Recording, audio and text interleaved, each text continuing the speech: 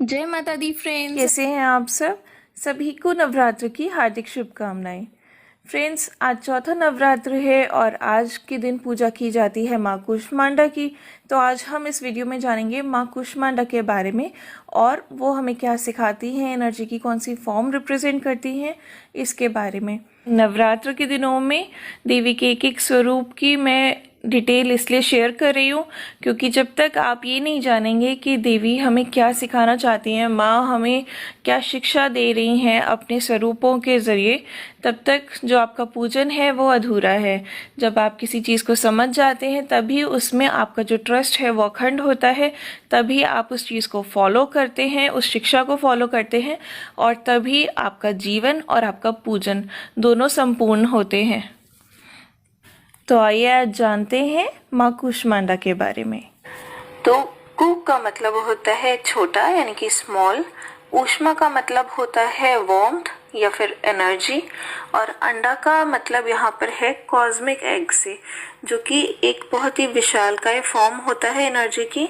It's an extremely big form of energy. तो माँ कूष्मांडा की जो एनर्जी है ये परवेड करती है पूरे यूनिवर्स के छोटे से छोटे पार्टिकल से लेकर बड़े लार्जेस्ट पार्टिकल तक, from the smallest to the largest particle in the entire universe.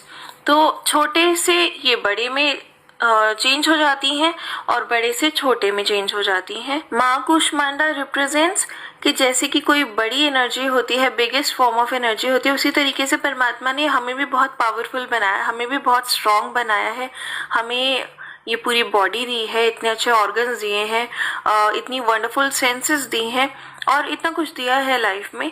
तो वी शुड फील अबंडेंस, हमें खुश रहना चाहिए लाइफ में, फुलनेस की फीलिंग आनी चाहिए, हैप्पीनेस होनी चाहिए हमारी लाइफ में, अबंडेंस होनी चाहिए, जिससे कि हमारी बॉडी का एक एक पार्टिकल हील हो सके।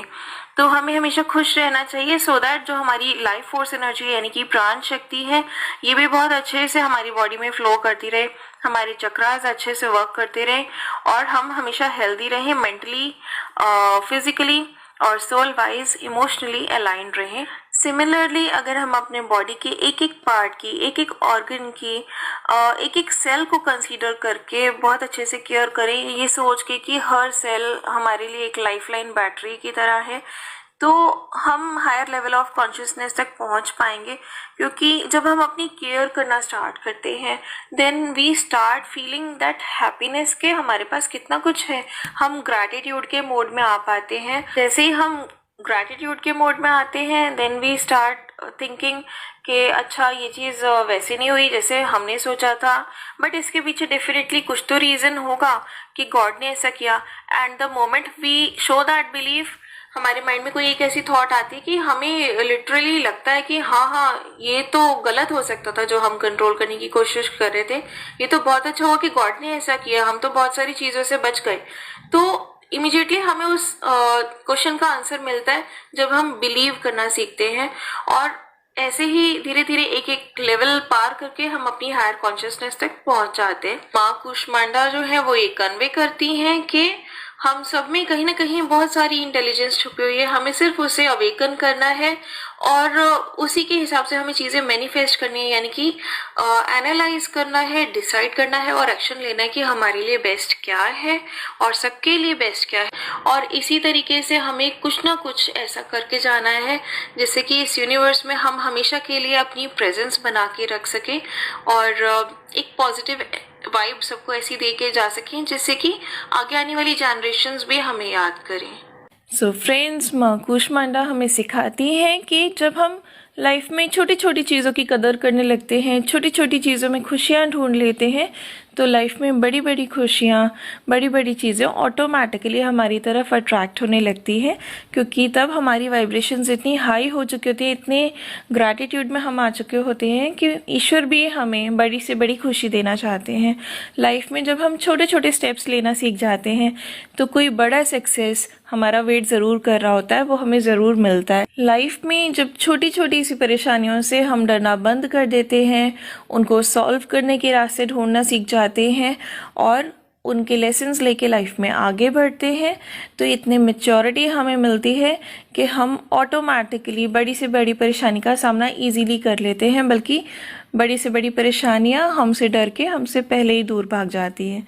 किसी की मदद करने की एक छोटी सी एम जब हम लाइफ में सेट करते हैं तो कई बार ये एक छोटी सी एम हमारी पूरी लाइफ जीने की वजह बन जाती है। एक छोटा सा लाइफ पर्पस जब हम सेट करते हैं कि हमें सोसाइटी के लिए ऐसा कुछ करना है, किसी नीडी पर्सन के लिए ऐसा कुछ करना है जिससे किसी की हेल्प हो जाए, किसी को जीवन दान मिल जाए, सोसाइटी का कुछ भी अच्छा हो जाए, कुछ बेटरमेंट हो जाए, कुछ अपलिफ्टमेंट हो जाए, और हम छोटे छोटे से स्टेप्स लेते हैं उस तरफ, तो कई बार हमारी लाइफ लोगों के लिए इतनी बड़ी इंस्पिरेशन हो जाती है।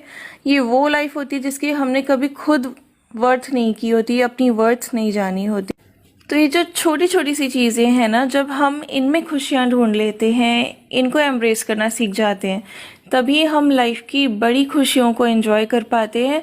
अदरवाइज जब हम वेट करते रहते हैं कि कोई बड़ी खुशी हमें मिलेगी तभी हम लाइफ में खुश होंगे, तो बड़ी खुशी आने पर भी हम वेटिंग मोड में ही रहते हैं। हमें लगता है इससे भी बड़ा कुछ आएगा तब हम खुश होंगे, और लाइफ इसी तरह पूरी तरह डिससेटिस्फैक्शन में निकल जाती है instead of living in gratitude and piece.